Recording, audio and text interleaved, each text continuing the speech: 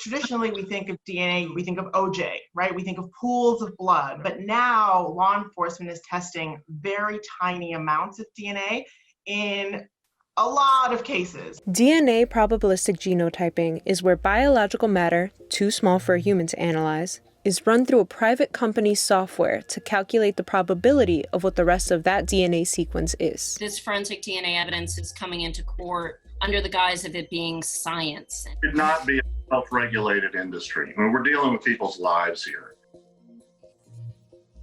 In general, I'm agnostic about the use of forensic algorithms in the criminal justice system. Whether or not it's overall a good thing depends on the quality of the tool. Well, the first question is, how does it work? Suppose you have a mixture of, 5 people that are on a handgun, and their DNA genetic types are all mixed together. That type of data is not possible for people to look at and pull apart. You need a much better statistical understanding of what's going on. So computers can model the process in the laboratory of how that data is generated, and a computer can take minutes or days to try out all those different possibilities and work out statistically what's more probable and what's less probable.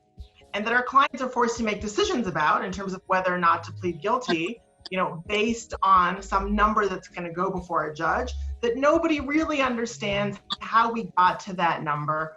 Nobody understands the program that was used to develop that. I've worked with thousands of lawyers, and this concept of asking for trade secrets is a great ploy. And in some cases, it makes sense. Well, you got me there, counselor. The introduction of these forensic algorithms into criminal proceedings has provoked a trend where the developers of the technology are arguing that their trade secret rights should entitle them to withhold relevant evidence from the accused. Well, there's no reason to share source code with anyone. You may ask, well, how do you know how it works? Well, it's a great question. We have a written description that brings together 25 years of papers, and in one place describes each variable in English for the lawyers. We estimate that if you knew the MATLAB programming language, it would take about 8.5 years to read, which would kind of interfere with a timely trial.